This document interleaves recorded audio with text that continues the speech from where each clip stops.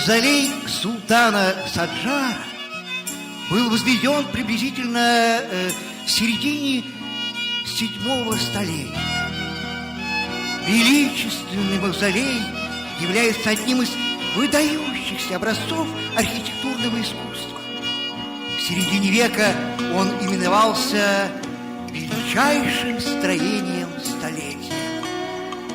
Все, что связано с историей создания мавзолея, стало поводом для возникновения легенд и преданий.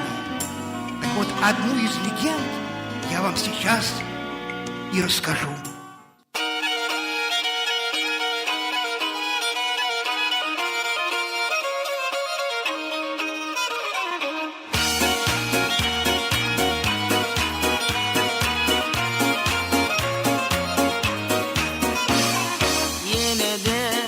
Şardı akbal İrteker men öňümden Yüregim aşkanda akma Gel gitmey men deňimden Aynam meni terk etmey Ýygynda yan Aşkında meni anlatmay Bir seni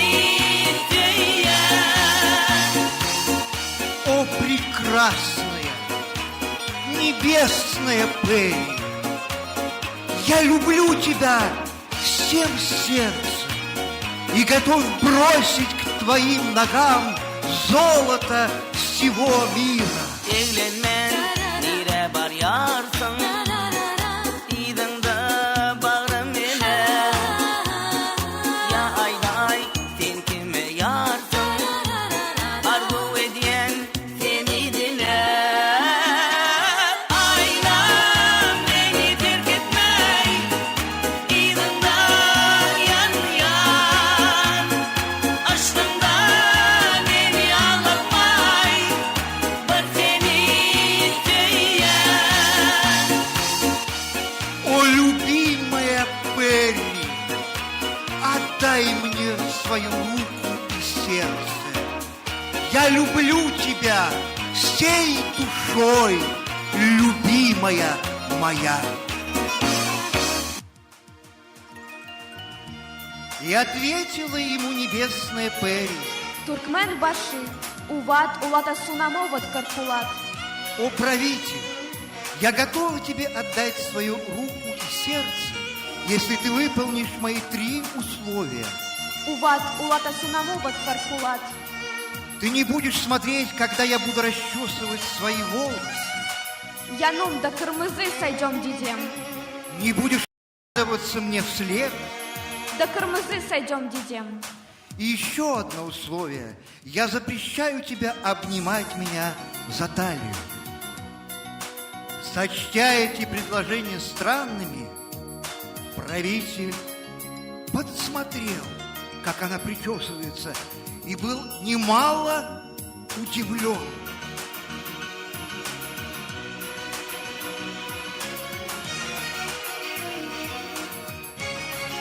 Несколько дней не мог султан прийти в себя от увиденного, а затем не удержался и спросил у жены о ее тайне. Кумдепче агулбек сарим срарим. Я требую впредь не нарушать данного обещания, Берделе учка белеи. Ярмас туркманаше. а то расстанемся с тобою навеки.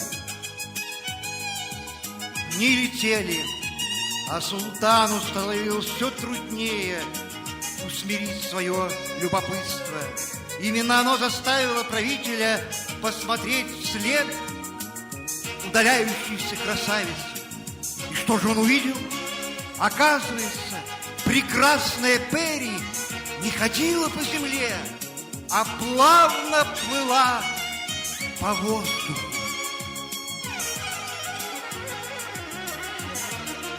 Пуще прежнего разгневалась Пэри и сдержала данное свое обещание. Вознеслась на небеса. Грустью наполнилось сердце правителя. Жалилась Пэри вернулась в роскошный дворец, но попросила султана не нарушать хотя бы третье условие. Но от судьбы, видно, не уйдешь. Обнял султан прекрасную Пери, как бы невзначай, и не мог сдержать удивление. Нежный стан оказался бесплодным. Жаным Джураларим, Коль совсем не вмоготу тебе будет Мургат Мары Кумка Салама, от грусти тоски, Салаим Гел Доступен Безбугун, вели возвести необыкновенный доселе храм, Арак и Чен той Гуни, а на самом верху его пусть останется небольшое отверстие. Караван Баши Сана Гарань Хараим, Если будешь вести праведную жизнь, Арак и Чен той Гуни, в пятницу каждую неделю тебе будет являться мой образ. Говорят, что безутешный в своем горе султан так и поступил.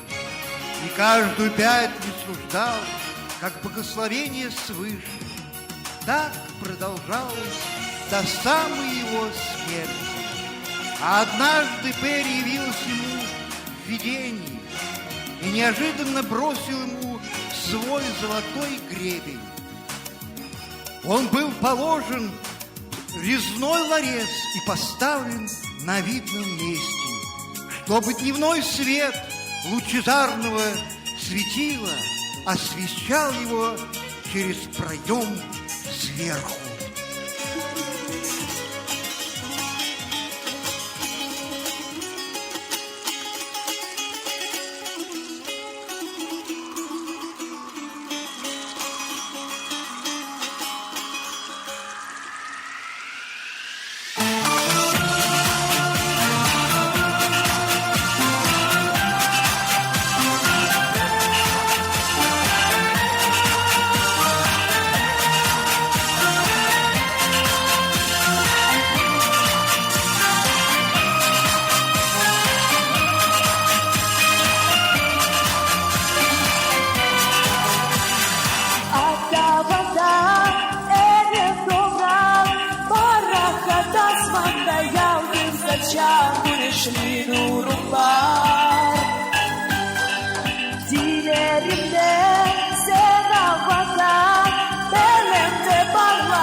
Yaşıl bayrağın var, yaşıl doğum.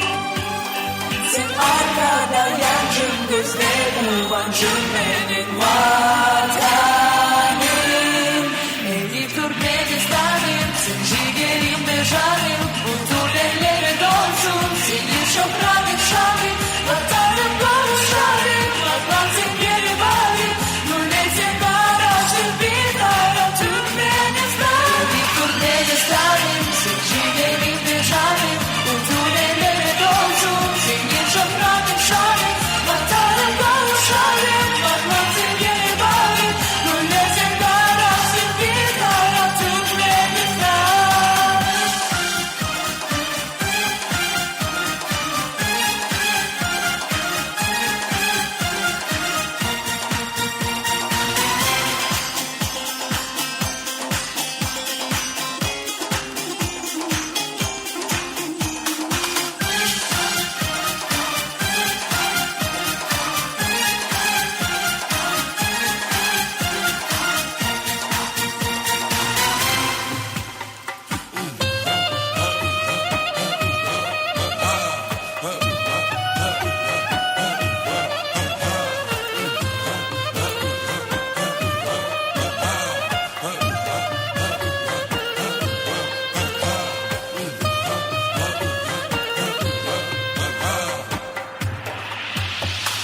Arkadahın, kovandarın, ihlasından gülü yeriminin mukaddes toprağı.